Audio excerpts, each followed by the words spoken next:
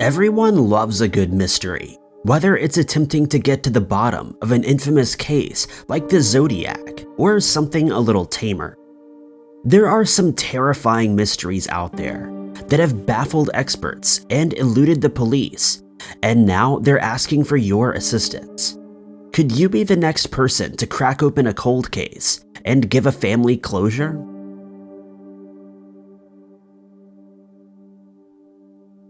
Number 5.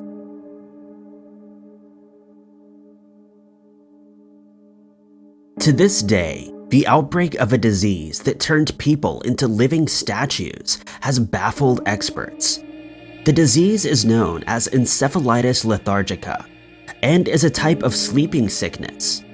While experts have managed to pin down the pathology of sleeping sickness, they're still working to discover what causes this particular strain. This makes Encephalitis Lethargica all the more terrifying, as there's no medical advice on what to do and how to treat it. Throughout history, there have been several outbreaks of EL, with the most notable occurring between 1915 and 1926. The disease spread rapidly throughout Europe, and there's no doubt that World War I aided the transmission of this neurological mystery. People from all over Europe suddenly became very ill and were struck down by this new mysterious illness. The first symptoms of EL could be confused for the common cold or flu viruses, with those infected having a high fever, sore throat, and headache. However, as the hours tick by, the symptoms become much worse, and it becomes very clear that the person is suffering from something much more harmful. As the disease slowly takes over the body, patients are left lethargic and confused. In the most extreme cases, those infected are reduced to nothing more than a living statue, as the disease attacks the brain and leaves the body unable to move. Between 1915 and 1926, around 5 million people were affected with EL, with 1.6 million succumbing to the disease. Those who survived were left with long-term complications, such as Parkinson's, psychosis, and other neurological damage. Modern medicine has been unable to combat EL, and even now, the treatment options are very limited for an infected patient.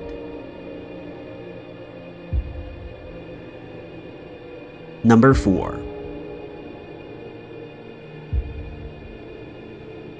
Diane Louise Agate had a rough start in life.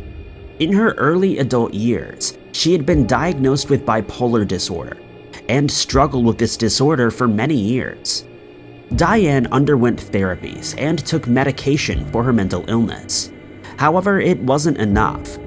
By the time she mysteriously vanished in 1998, she had been detained 32 times under Florida's Baker Act and sent to a mental health facility. In 1991, Diane and her husband divorced, which was a stressor for Diane, sending her into another spiral with her mental health. Diane always strived to do what was best for her children, and was a stay-at-home mom throughout the 70s and 80s, using this time to seek help and treatment for her mental issues. In March of 1998, Diane had just been released from a facility, and her family decided that for the time being, it would be better for Diane to live at the family home. On April 10, 1998, Diane left the family home at around 11 a.m. and was never seen again. Diane's sister was the last person to see her alive, and she told investigators that Diane was headed to a doctor's appointment and assured them that she would be back soon. When hours passed and there was no sign of Diane, her sister called the Pasco County Sheriff's Office to report her missing. The Pasco County Sheriff's Office was worried for Diane's well-being after learning about her past medical history and the fact that she had left the house without her medication. A witness claims to have seen Diane walking along US 19 near New York Avenue in Hudson, Florida on April 11, 1998, but nothing else came of this lead. It wasn't until April 13th that Diane's mother received a scary voicemail. In the message, Diane can be heard asking for help before another voice says, "Hey, give me that," and the call ends. Investigators were able to trace the call to a business under the name of Starlight, located in Odessa, Florida. However, upon calling the number back and physically searching for the business, nothing was found, only adding to the creepy unsolved disappearance. 2 days after the voicemail was received, Diane's right middle finger was discovered along US 19 on New York Avenue. Members of the public also discovered items of clothing believed to have belonged to Diane, neatly folded inside of outdoor freezers at convenience stores dotted around Odessa. Then in the year 2000, Diane's brother's girlfriend made another shocking discovery as she was standing in line at a Circle K store. On the counter was a clear plastic bag that had the name Diane written on it. Inside was black eyeliner, Taboo brand perfume, bright pink lipstick, and a tube of toothpaste. Diane's mother confirmed that these items did belong to her daughter, and also told investigators that the toothpaste looked similar to the ones that Diane had been issued during her time at the mental health facility. Despite all of these clues and hundreds of tips, the Pasco County Sheriff's Office is still no closer to solving the mysterious disappearance of Diane Louise Agate. Over 23 years later, there's still no sign of Diane, and unless the right person comes forward, it may be many more years until we find out the truth. Diane is described as a white female with dark blonde hair and blue eyes. Both of her ears are pierced. She has tattoos on her back and right shoulder, and also has a scar on her abdomen. She was last seen wearing a white tank top, blue shorts, and white sneakers, and is 5'4" and 130 pounds. If you have any information about the disappearance of Diane, you're asked to contact the Pasco County Sheriff's Office at 800-854-2862.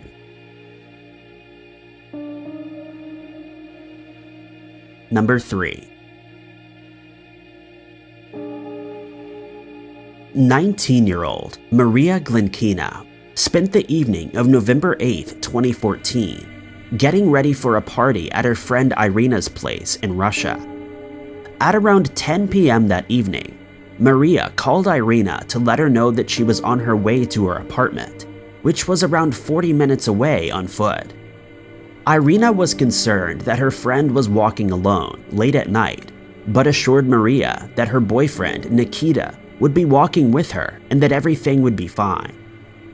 At 11:02 p.m., Maria texted Irina, saying that she was around 15 minutes away and that she would be at her apartment very soon. Excited, Irina got everything ready for a night of partying and relaxing with her friends.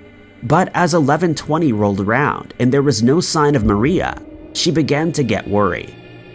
At around 11:20, Irina called Maria to see where she was and make sure she was okay. On the other end of the phone, a breathless Maria said, quote, "I can't talk to you right now, I'll call you later," and abruptly ended the call. 2 minutes later, Maria calls Irina back and tells her that she isn't coming, and Irina noticed that Maria sounded strange. After this, Maria's phone was either turned off or ran out of battery and was never turned on again. When Irina hadn't heard from her friend by the next morning, she contacted her boyfriend and her family, who confirmed that she hadn't made it home that night. Her family believed that she was spending the night with Irina, and upon realizing that she had mysteriously vanished, they called the police. The police were very hesitant to open an investigation, leaving Maria's family and friends to search for her themselves.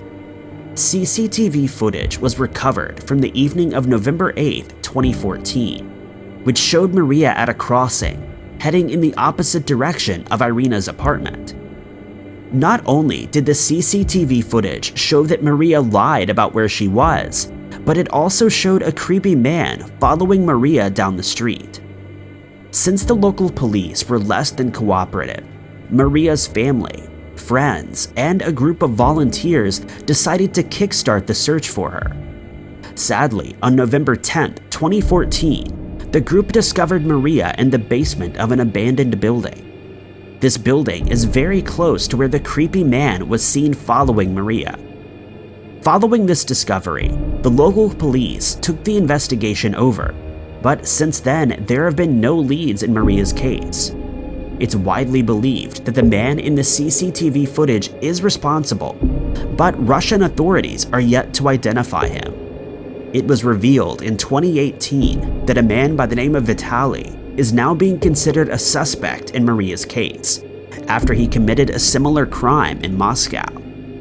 A composite sketch of the man in the CCTV footage has been created, and there are striking resemblances to Vitaly. At the time of writing this episode, Maria's case still remains unsolved, and anyone with information is asked to contact 831-268-6542.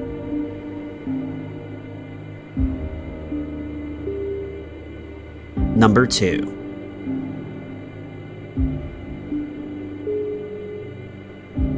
On January 28, 1993, David Glenn Lewis said goodbye to his wife, Karen, and daughter, and watched as they left their home in Amarillo, Texas, headed for Dallas. The mother and daughter duo were headed to Dallas for a shopping weekend, leaving David behind to enjoy the Super Bowl in peace. The Buffalo Bills were facing the Dallas Cowboys, and David relished the idea that he could relax and watch football all weekend without any interruptions. When Karen returned on January 31st, 1993, to find the house empty, she figured that David had been called into work where he was a practicing attorney, or had chosen to watch the Super Bowl elsewhere. As she moved throughout the house, she noticed that David's wedding ring and watch, along with 2 turkey sandwiches, were sitting on the kitchen counter. She noted this as odd, but went about her day as usual, hoping that David would return home later that night. But he didn't. As morning broke, there was still no sign of David. At this point, she became increasingly worried and called the Amarillo Police Department to file a missing person report. On February 2nd, 1993, David's car was discovered abandoned outside of the Potter County Courts building. It made sense that David's car was found outside of a courthouse. After all, he was a practicing attorney. But what troubled investigators was the fact that those inside the Potter County Courts couldn't recall David ever coming into the courthouse. David's house and car keys were found underneath a mat in his car, but everything else was in its usual place. There was no sign of a struggle, and investigators were left scratching their heads. Little did they know that over 1,600 miles away, David's body had been discovered on Route 24 in Moxie, Yakima County, Washington. There was no obvious sign of foul play, and investigators believe to this day that David was involved in a hit-and-run accident. David wasn't carrying any identification with him, and he was dubbed a John Doe for over 10 years.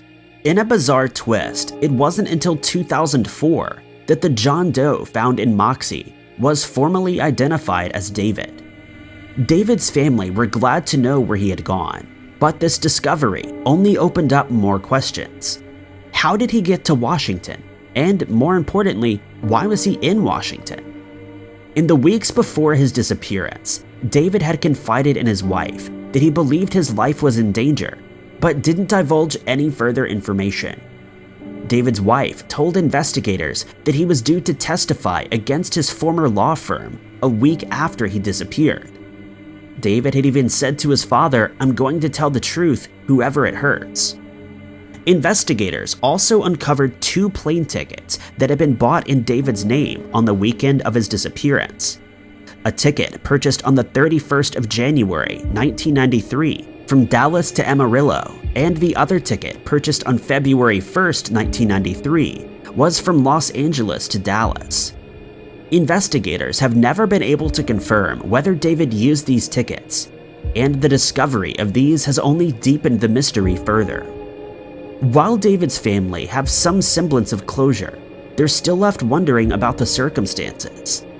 Anyone with information is asked to contact the Amarillo Police Department at 806-378-3038. Number 1.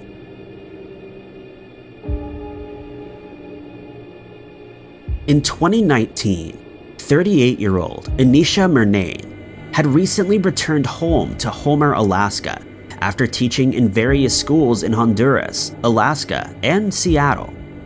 In the years before she had gotten into teaching, Anisha, who goes by the nickname of Duffy, had suffered from bipolar disorder and had begun taking medication in order to stabilize her condition.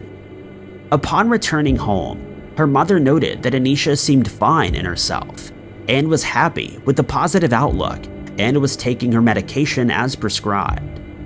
Anisha was last seen leaving her Main Tree apartment located on Main Street and Lee Street on October 17, 2019. The Main Tree apartments are a supported housing complex that helps people with mental health issues and other disorders with their day-to-day activities. Anisha left the apartment at around 12:13 p.m. for a 1 p.m. appointment and made the 1-mile journey on foot as she didn't drive. She never arrived at her apartment, and soon after, her family filed a missing persons report. Search and rescue teams quickly sprung into action, and sniffer dogs were able to trace her scent for a while, but the trail abruptly ended. Investigators believe that this indicates that Anisha may have gotten into a car. Anisha has not used her phone or credit card, and the plane tickets she purchased from Mexico and Oregon have remained unused. In 2021, Anisha's family appealed to the courts for a presumptive death certificate in absence, which was granted.